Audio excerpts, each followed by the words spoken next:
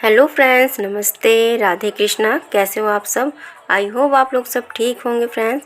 और आज मैं आ गई हूँ एक और अपने नए ब्लॉग के साथ। तो आज मैं बनाने जा रही हूँ केले की सब्ज़ी। तो आप लोग अगर इस तरह से केले की सब्ज़ी बनाओगे ना, तो बिल्कुल भी किसी को घर में पता नहीं चलेगा कि हमने किस चीज़ की आज सब्ज़ी खाई है।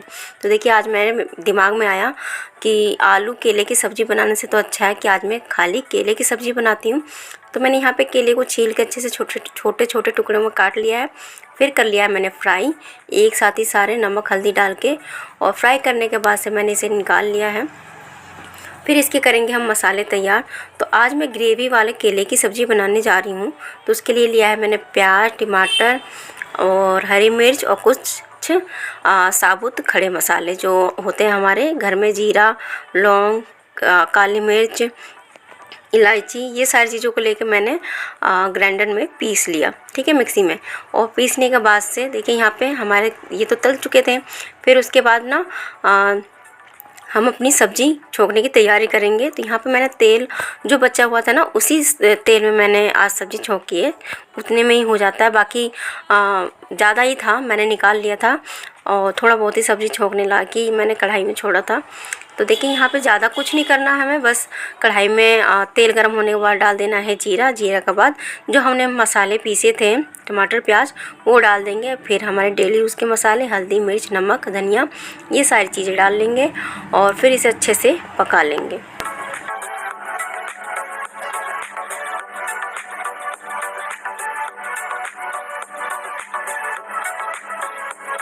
यहाँ पे हमारी सब्ज़ी का मसाला पक चुका था। और फिर इसमें हम डालेंगे जो हमने केले फ्राई किए थे ना, वो डाल देंगे। और फिर इसे मंदी आंच पे हम अच्छे से पकने देंगे, ताकि जो हमारे केले का टुकड़े हैं ना, केले के जो टुकड़े थे उसमें अच्छे से मसाला घुस जाए, नमक घुस जाए। हालांकि ज़रूरत तो नहीं है, बट हाँ थोड़ा बहुत रेसा सा हो जाएगा ना।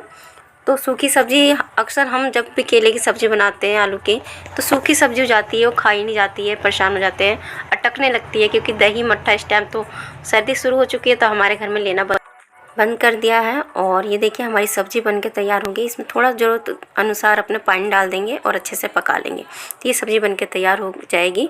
और फ्रेंड्स, आप यकीन नहीं मानोगे, घर में किसी को पता ही नहीं चला कि मैंने किस चीज़ की सब्ज़ी बनाई थी। अगले दिन पता चलती है कि हाँ मैंने किस चीज़ की सब्ज़ी बनाई। जब मम्मी कह रही थी कि ये है किस चीज़ की सब्ज़ी, तो आर्यन ने कही केले की सब्ज़ी है। क्योंकि आर्यन को पता थी, आर्यन नहीं खा रहा था। तो मम्मी को जब पता चली है कि हाँ ये केले की सब्ज़ी है, ठीक है। तो इस तरह से अगर आप केले की सब्ज़ी बनाओगे, अगर घर में कोई नहीं खाता है ना, तो सब आसानी से खा लेंगे। बस उसे ही पता लगेगा जो जिसने देखा होगा आपको बनाते हुए, ठीक है। तो चलिए इसी के साथ हम आगे बढ़ते हैं अपनी वीडियो में। तो बहुत आगे बढ़ गए हैं।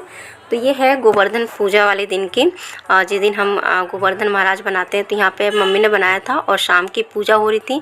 तो पूरे दिन ही लग गए थे हमें तो, क्योंकि मम्मी ने बनाया था और मुझे खाने की तैयारी करनी थी, पूड़े हलवा और साथ ही बनाई कचौड़ी। तो सब कुछ मैंने 7 बजे तक रेडी कर दिया। 7 बजे तक, 7 से पहले रेडी कर दिया, 6:30 बजे तक खाना। और क्योंकि मुझको मेहंदी लगानी थी, भाई दूज है आखिरकार कल, तो हाथों में मेहंदी तो लगनी चाहिए। तो यहाँ पे हुई है शाम की पूजा, सबने हमने मिलके करी है। और फिर उसके बाद से भोग वगैरह लगाया है गोवर्धन महाराज को। और लगाने के बाद से क्या कहते हैं, वो जो जल लेके चक्कर काटते हैं 7 बार, वो चक्कर काटा। मैं तो पूजा में शामिल नहीं हो पाई थी, ठीक है, बट हाँ खड़े होके मैं देख रही थी, तो मैंने वीडियो शूट कर ली, ठीक है। तो ये हमारी पूजा कंप्लीट हुई थी, पूरी हुई मतलब हमारी गोवर्धन महाराज की। और फिर बारी आ जाती है प्रसाद बांटने की। तो इन्होंने पूजा था, तो जो पूजता है वही प्रसाद बांटता है, तिलक लगाता है। तो इन्होंने तिलक वगैरह लगाया और प्रसाद दिया है और सबने हाथ जोड़ा है। तो इसी के साथ ना ये पूजा तो हमारी पूरी हुई और सब चले गए अपने अपने काम पे, यानी ये और मम्मी जी। मैं बच्चों को लेकर दुकान पे चली गई। दुकान पे से आने के बाद से देखिए मैंने अपने हाथों में लगा लिया मेहंदी। सबसे पहले लगाई है मैंने सीधे हाथ में, और यही सेम डिज़ाइन मैंने दूसरे हाथ में भी लगाई है। क्यों, ठीक से तो लगती नहीं है और मेरे पास कोई और है नहीं कि मेरे हाथों में मेहंदी लगा दे।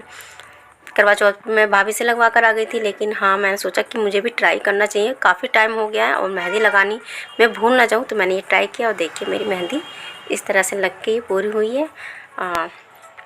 दोनों तरफ मैंने लगाई है सिंपल सी, दोनों में सेम ही लगाई थी। और बस मुझे नींद नहीं आ रही थी बिल्कुल भी, क्योंकि मुझे मेहंदी अपने हाथ से लगाने का ना बहुत ज़्यादा शौक़ चढ़ा हुआ था। और इसी के साथ देखिए भाई दूज भी आ गया हमारा, तो सुबह जल्दी जल्दी काम निपटाया मैंने। और जल्दी कितना भी कर लूँ 1 तो बज ही जाता मुझे घर जाने में। और सबसे पहले तो मैंने बच्चों की करवाई है, टीका लगवाया बच्चों के। तो परी ने लगाया अपने भाइयों को टीका और गोला वगैरह दे के इनकी पूजा करवा के मतलब तब मैं निकली हूँ घर अपने जाने के लिए। घर से बहुत फ़ोन आ रहे थे, कई बार आ जाता। छोटा भाई तो 9 बजे ही आ गया था, दीदी चलो, बट मेरा तो अभी कोई काम हुआ ही नहीं था, तो बाद में ही गई हूँ मैं। 1 बज गया मेरे को जाने में।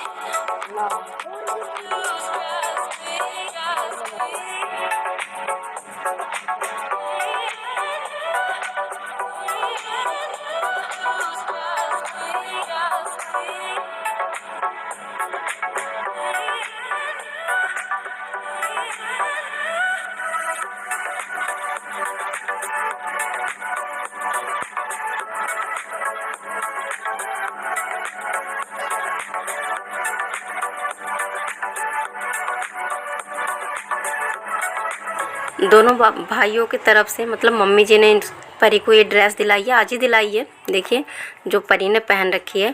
और फिर क्या कहते हैं, इनसे पैसे दिए हैं, तो शिवांश ने भी दिए हैं और आर्यन ने भी दिए हैं। तो आर्यन तो देखिए आपने देखा होगा, मतलब जैसे बड़ा भैया कर रहा था वैसे ही कर रहा था। यहाँ पे इसको गुस्सा आ गया कि मेरे हाथ से पैसे क्यों दिलवाए, तो आर्यन को काटने के लिए जा रहा था। बहुत शैतान हो रहा है, जितना बड़ा हो रहा है ना उतना ही परेशान कर रहा है, उतना ही खुरापाती इसका दिमाग हो रहा है। ठीक है, हम यहाँ पे तैयार थे, रेडी थे एकदम बिल्कुल जाने के लिए। 10 मिनट पहले बाहर खड़े हो गए थे, बच्चे तो बाहर बैठे थे और मैं अंदर चौक में खड़ी थी। और देखिए किस तरह से बच्चे बैठे हुए हैं बाहर जाने के लिए। अभी मैं क्या कहते हैं, ज़्यादा दूर तो है ही नहीं, मुश्किल से 5 मिनट का रास्ता है घर पे जाने के लिए।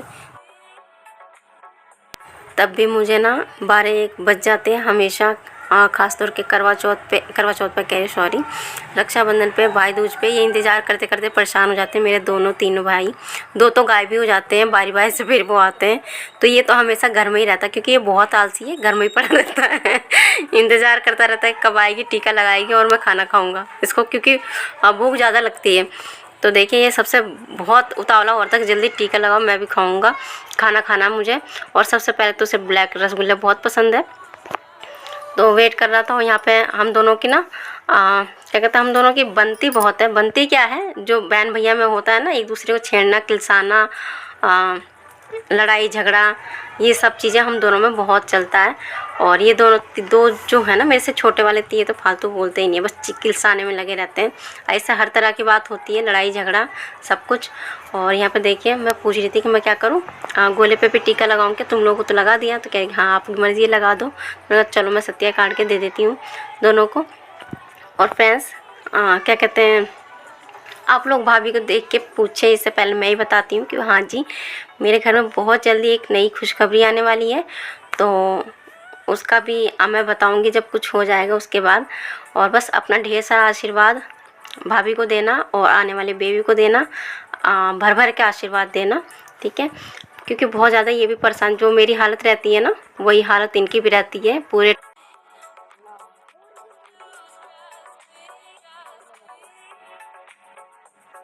और अब यहाँ पे देखिए मेरे पैर छूने की बारी है, तो मेरे पैरों को उठा के पैर छू रहा था।